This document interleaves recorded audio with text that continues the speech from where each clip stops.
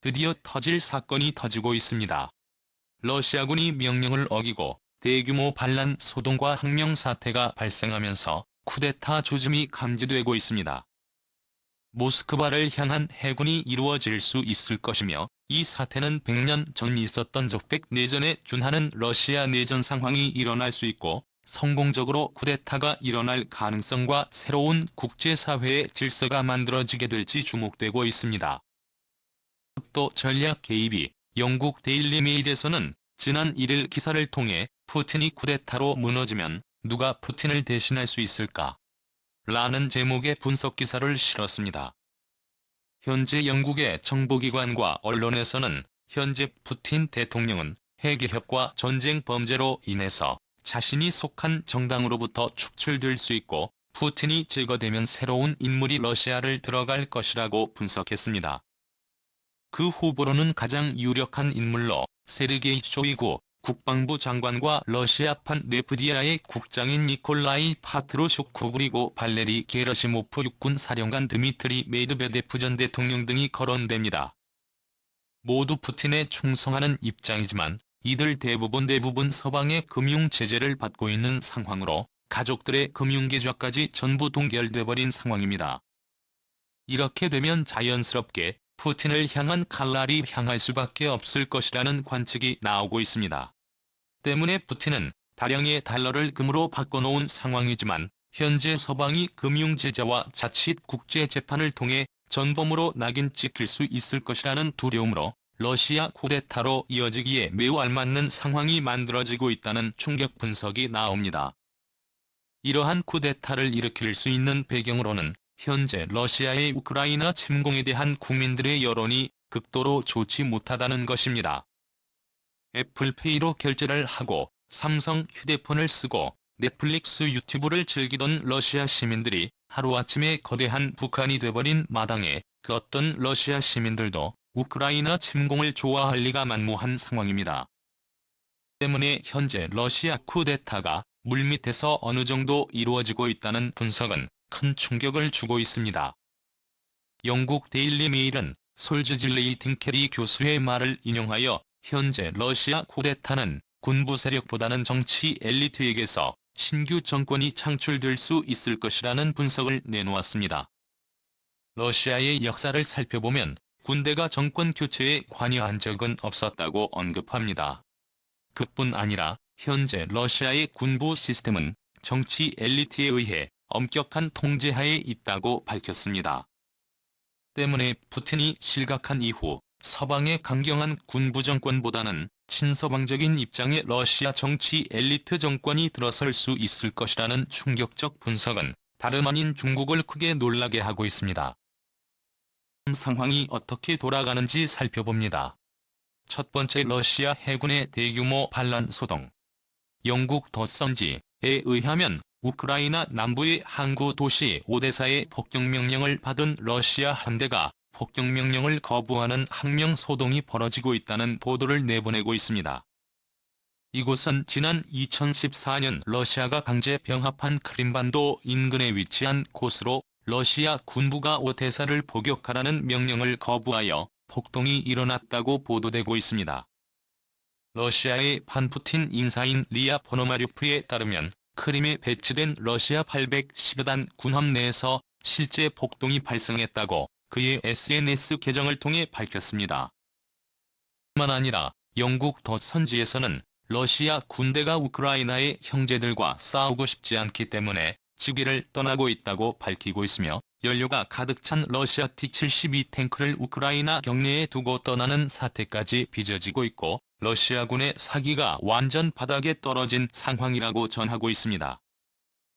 뿐 아니라 뉴욕타임즈는 미국 방부 관계자의 말을 인용하여 현재 러시아 군 상당수가 우크라이나 경내에 진입하기 전에 일부러 연료통의 기름을 비워 행군을 멈춘다거나 집단으로 투항을 하거나 우크라이나 병사들과 같은 언어로 서로 얘기를 주고받는다던가 사태가 빚어지고 있으며, 민간인이 있다는 이유로 포격 명령에 합류를 하는 사태까지 벌어지고 있는 상황이라고 전하고 있습니다.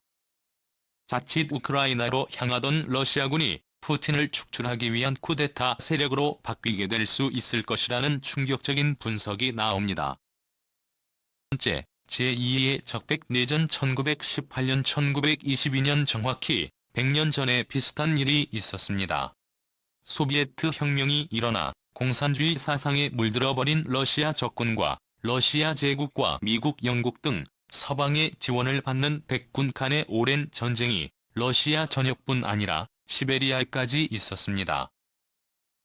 미국 심지어는 일본군까지 시베리아 개입 사건을 일으켜서 일본은 러시아 백군과 슬로바키아 군을 지원하기 위해서 지금의 블라디보스토크 연해주 일대에서 전투를 벌인 사건이 있었습니다.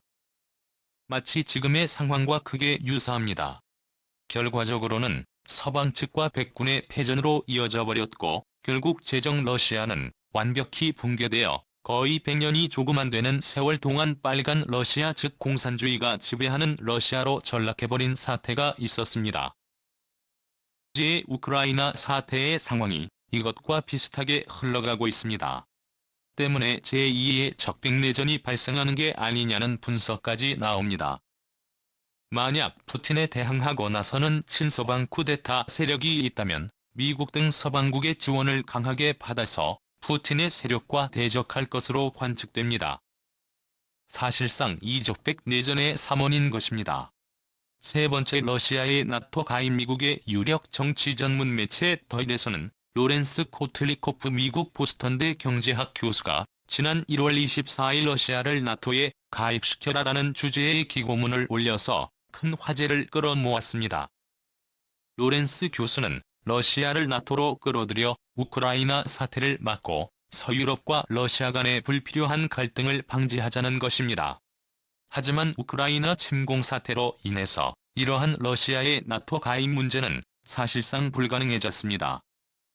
만약 푸틴이 쿠데타나 러시아의 정치 급변 사태로 실각하게 되고 새로운 집권 세력이 새로운 러시아를 장악하게 될 경우 92년부터 2008년까지 한친 대통령의 시기 때와 G7 체제에 러시아가 껴있는 제8체제의 시기 때와 마찬가지로 친서방 친미 세력의 러시아가 집권하게 될 가능성이 높다는 분석이 나옵니다. 즉 이러한 신호는 러시아가 나토에 가입하게 될 수 있을 것이며 다시 제3분 체제로 들어오게 될 수 있을 것이란 분석인 것입니다. 러시아의 나토가 이 문제는 미국에서 최근 몇 동안 비공식 의제로 자주 언급됐던 주제입니다. 1990년 고르바초프에 의해서 처음 제안되기도 해서 러시아 측에서 오히려 더 바라는 사안입니다. 그런데 이러한 논의가 다시 미국 측에서 나오는 것입니다. 바로 중국을 견제하기 위한 것으로 해석됩니다. 그러나 강력한 유럽 나토 회원국들의 반대와 크림반도 침공에 대한 문제로 인해서 완전 무산돼 버렸습니다. 푸틴은 원래 친서방주의적인 인사였습니다. 하지만 서방 측의 지속적인 러시아 압박과 나토의 동진으로 인해 그가 국수주의적이고 호전적인 성격으로 돌변했다는 분석이 나옵니다. 만년 서방이 푸틴을 잘 구슬려 러시아를 친서방으로 만들었다면 지금과 같은 사태는 오지 않았을 것이란 분석이 나옵니다. 하지만 현재 우크라이나가 나토 가입을 희망하고 있고 심지어 망설이던 스웨덴, 핀란드까지 나토 가입을 원하고 있는 상황에서 만약 러시아의 친서방 정권이 들어서게 된다면 나토의 협력적인 관계가 만들어질 뿐 아니라 나토 가입까지도 가능할 것으로 관측됩니다.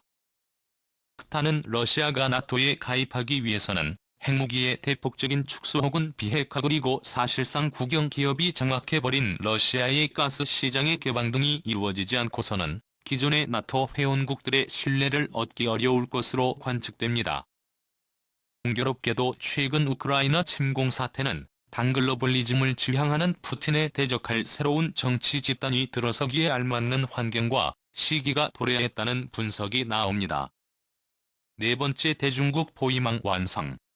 과거 트럼프는 대중국 포위망의 완성을 위해 푸틴에게 러시아가 나토에 가입할 것을 제의하였으나 우크라이나, 핀란드 등 인접한 뒤 나토국들과 기존 유럽의 회원국들의 반발로 무산된 상황입니다.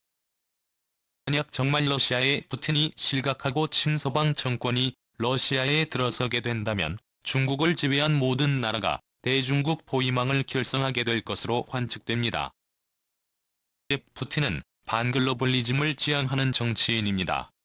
전 세계를 미국 중심의 하나의 정치적 아젠다로 통합을 하자는 것을 극렬하게 거부하는 성향이 강합니다. 하지만 이번 우크라이나 침공 사태를 계기로 러시아를 제외한 유럽이 통합을 하고 있고, 유럽의 중립적 입장을 취하던 스위스, 핀란드, 스웨덴 역시 중립 노선을 버리고 친서방 정책에, 더 나아가서 심지어는 나토에 가입을 시도 중입니다. 여기에 동아시아국과 뉴질랜드, 호주까지 러시아를 규탄하는 입장으로 바뀌면서 전 세계가 러시아와 중국을 제외하고 연합을 하고 있는 상황입니다. 러시아에서 우크라이나 사태를 계기로 쿠데타 혹은 정치 세력의 변화로 인해 친서방 집단이 집권을 하게 된다면 반한나라 중국을 향한 포위망이 형성될 수밖에 없는 상황이 만들어지고 있습니다. 때문에 현재 중국은 우크라이나 사태를 매우 엄중하게 바라보고 있으며, 만약 러시아가 패배하고 러시아의 친서방화가 진행된다면 중국에겐 큰 위협이 되는 원입니다. 이 때문에 중국이 이러한 국면을 피하고자 대만을 침공하거나 극한 강제병합 시도 등의 작업이 진행될 수 있을 것이라는 분석이 나옵니다. 북한은 핵폭탄을 보유하고 있어 쉽지 않고, 대한민국과 일본은 미국과 상호방위 조약이 체결돼 있는 상태여서 중국이 쉽게 건드릴 수 없는 상황입니다. 하지만 대만은 1979년 미국 대만 간 상호방위 조약이 일방적으로 파기된 상황으로 대만을 보호할 만한 협정 자체가 없는 상황입니다. 때문에 러시아가 우크라이나를 침공했듯이 중국은 대만을 침공할 가능성이 높을 것이라는 관측이 나옵니다. 다섯 번째, 새로운 세계 정세 질서의 개막. 중국은 조만간 미국의 GDP를 뛰어넘을 것으로 관측되고 있습니다.